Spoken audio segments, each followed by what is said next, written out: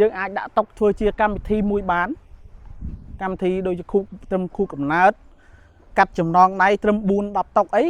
យើងអាចដាក់បានបងប្អូនណាបាទដោយរចនាមានដាក់វាំងននស្អាតមែនតើបងប្អូនហើយ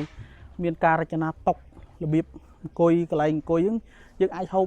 អាហារជុំគ្នាជុំបងជុំប្អូនញាតិមិត្តតុកសម្រាប់អង្គុយលេងដូចនេះជាដើមបងប្អូនអាចអង្គុយលេងភាសាគ្នាកែកម្សាន្តនៅពេលបងប្អូនសម្រាប់ពីការងារបងប្អូនបាទគាត់ចង់ចាប់ដើមថាចង់ធ្វើនៅផ្ទះឈើបុរាណនេះគឺគាត់មានកម្រោងជួយជាងមកចាជួយជាងមកធ្វើដើម្បីផ្គុំយកតែម្ដងចាអញ្ចឹងមានន័យថារូបចម្លាក់ក៏ដូចជាការរចនារូបសំណាក់អីផ្សេងហ្នឹងគឺគាត់ធ្វើពីកន្លែងផ្សេងមកឲ្យហើយចាពីខាងសៀមរាបចានិយាយរួមគឺរូបចម្លាក់ដែលមានទាំងប្រមាណនេះ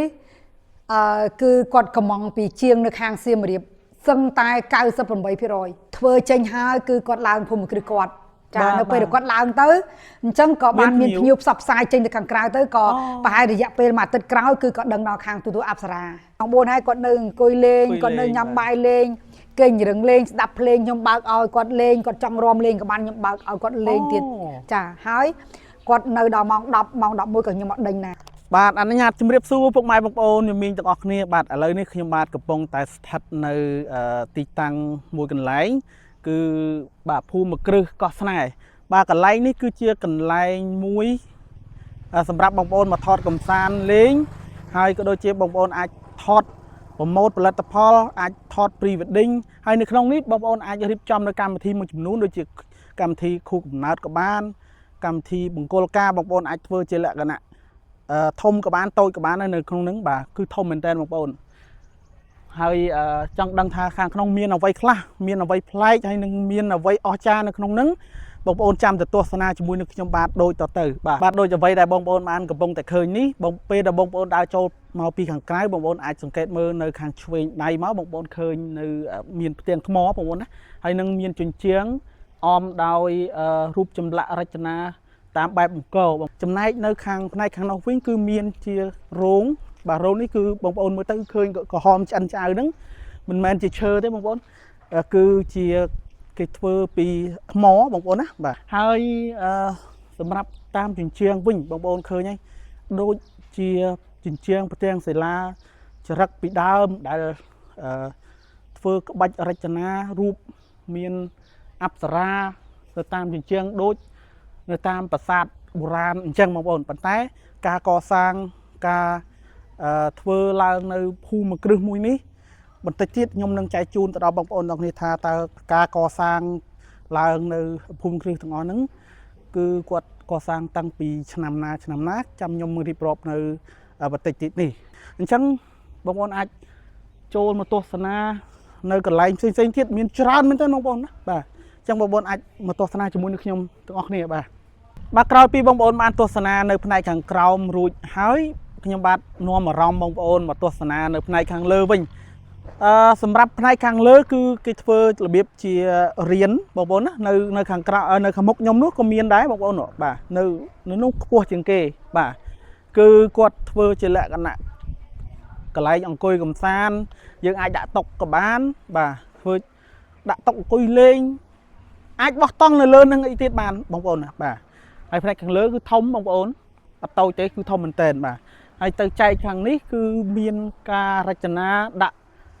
នៅមានចណ្ដើរឡើងដោយផ្នែកខាងនោះដែរបាទកន្លែងនេះវិញគឺមានឃើញកញ្ចុះដោយរចនាមានដាក់វាំងននស្អាតមែនតើបងប្អូនហើយមានការរចនាតុករបៀបអង្គុយកន្លែងអង្គុយយើងអាចហូបអាហារជុំគ្នាជុំបងជុំប្អូនញាតិមិត្តភ័ក្តិអីយើងអាចជុំគ្នានៅក្នុងកញ្ចុះនេះបានហើយកញ្ចុះនេះគឺមានច្រើនបងប្អូនណាមានផ្នែកប្រហែលដូច4 10កញ្ចុះដែរនៅខាងក្រោយក៏មានបាទគឺមានច្រើនគឺម្ដុំនេះបោទៅដោយកញ្ចុះតែម្ដងបងប្អូនបាទបងប្អូនឥឡូវនេះខ្ញុំកំពុងតែស្ថិតនៅលើទងសម្បុកចាបហើយឃើញមានថារចនារបស់គាត់សំបីតាទងមានដាក់ផ្កាបងប្អូនបាទស្អាតពេកហើយនៅក្រោមលុបស្វាយ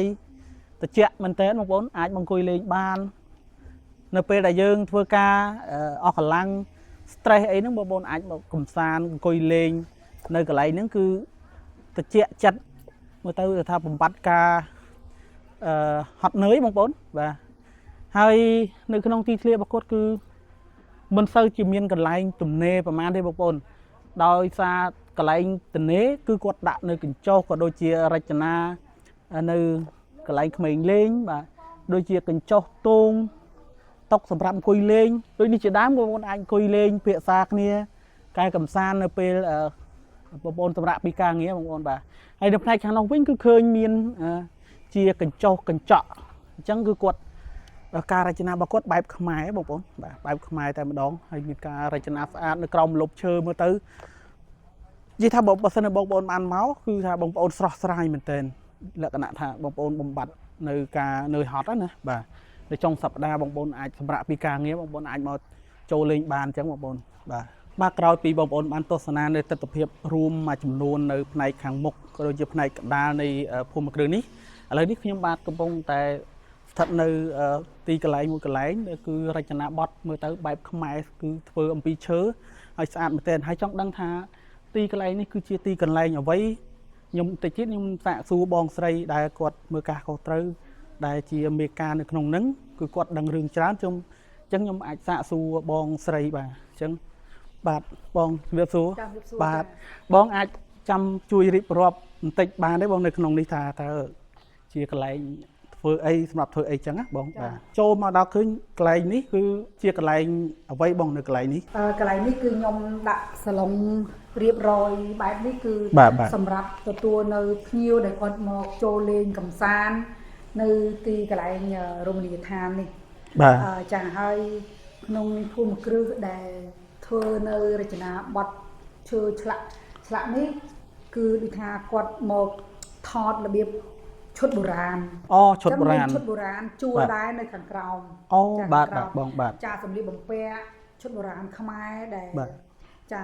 មានច្រើនចំនួនសម័យលង្វែសម័យឥឡូវអីចឹងក៏មានថតជារឿងអីបានដែរបងថតជាផ្នែករឿងមានខាងទូទស្សន៍ធំមួយចំនួននៅក្នុងស្រុកខ្មែរយើងក៏បាទបងបាទថតរឿង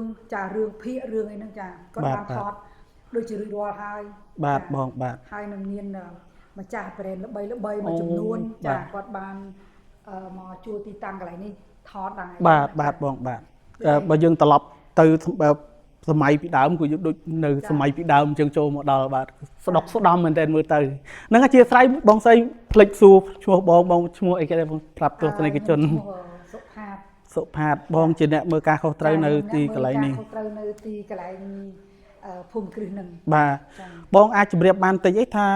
នៅភូមិគ្រឹះនេះយើងទទួលនៅកម្មវិធីអីខ្លះអញ្ចឹងសម្រាប់ចែកជូនដល់បងប្អូនគាត់នៅទីនេះគឺទទួលគ្រប់កម្មវិធីចាដូចជា